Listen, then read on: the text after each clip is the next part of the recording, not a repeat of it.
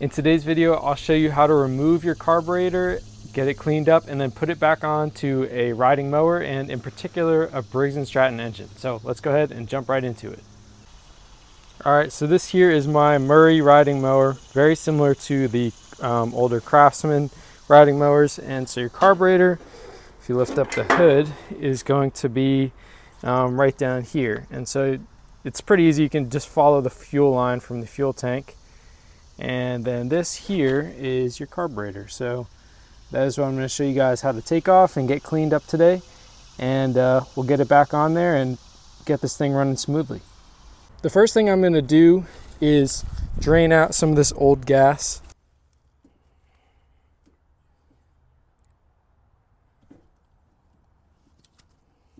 All right, so next, I think our next step is going to be to remove this carburetor. I have a feeling this is pretty dirty. To do that, we're going to want to take off this air filter.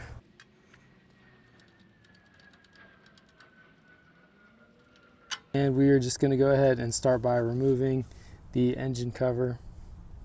And so you're going to see there's these type of bolts all the way around. We're just going to start by removing those.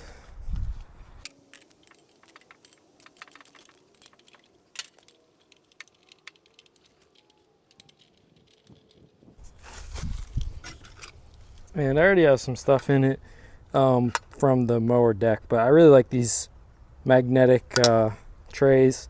Really convenient to not lose pieces. So we're just going to go around and do that all around until we can remove the engine cover.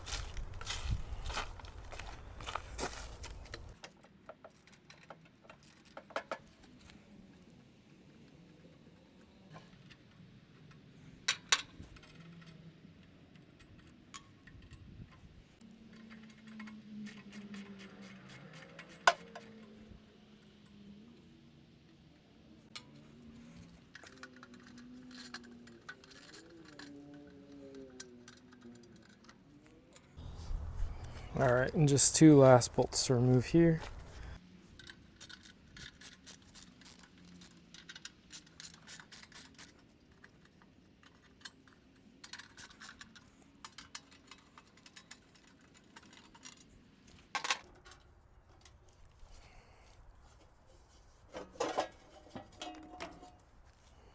All right, so we've got the engine cover off. That means it is time for us to remove this carburetor. We're gonna have a bolt up here to remove, and then these two on the side, I think.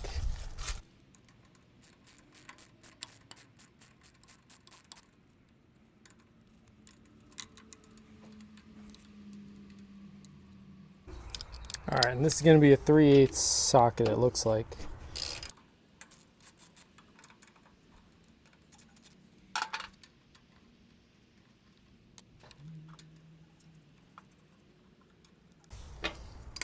Now we can take this air filter housing off.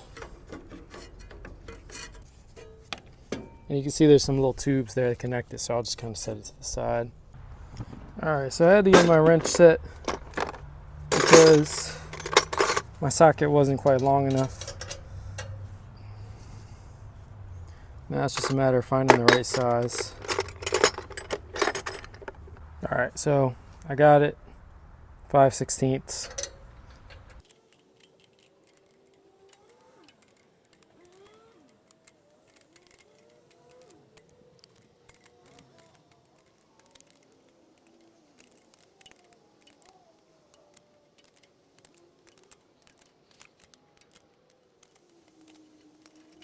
Now we want to make sure we don't get anything in there, so I will just stuff a rag in there for now. And then we also need to remove these linkages.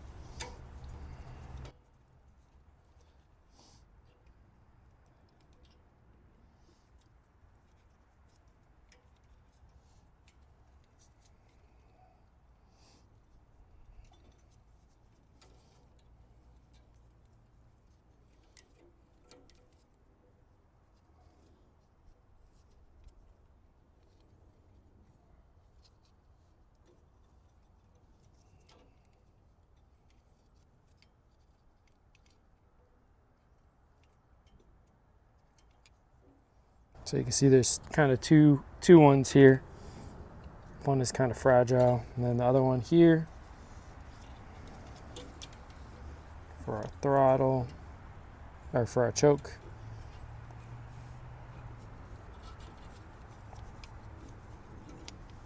All right.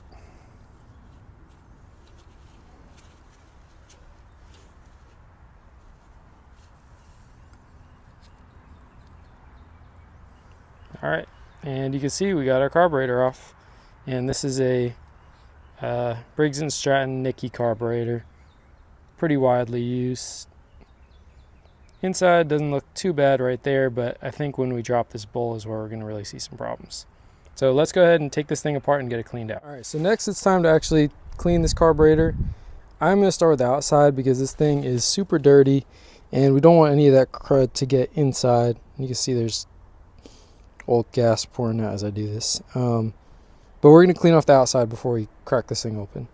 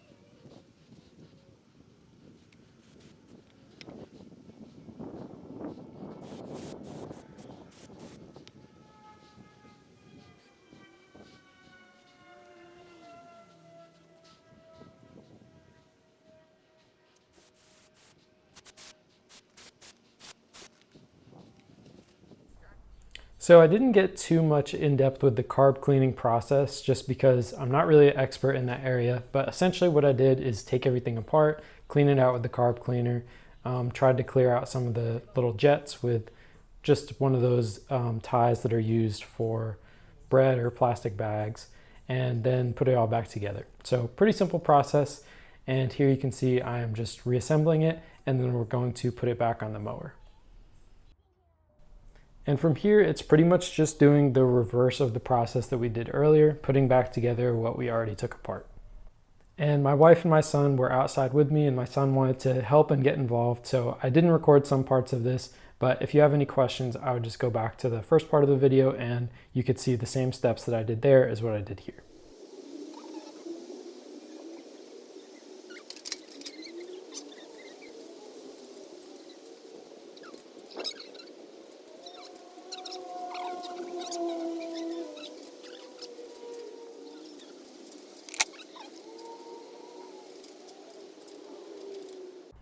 And while I was working on this, I did want to just kind of explain quickly what everything does. So this first part here, that is what controls the choke. And then in the back, that is what controls the throttle.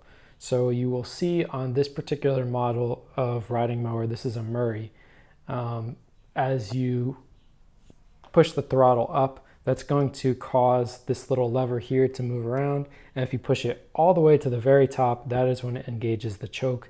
And that's the only way to engage the choke on this particular model, is pushing that all the way up.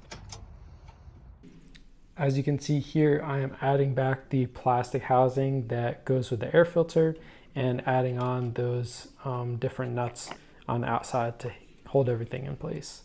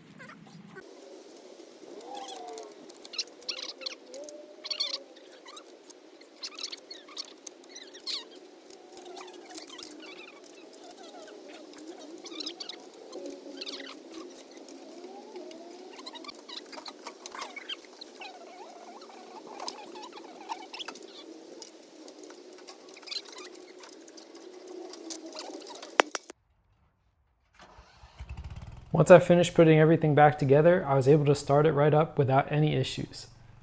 Thank you guys so much for checking out today's video. I really hope that you found it helpful, and if you did, please make sure to like this video and also subscribe to the channel. Thanks for watching.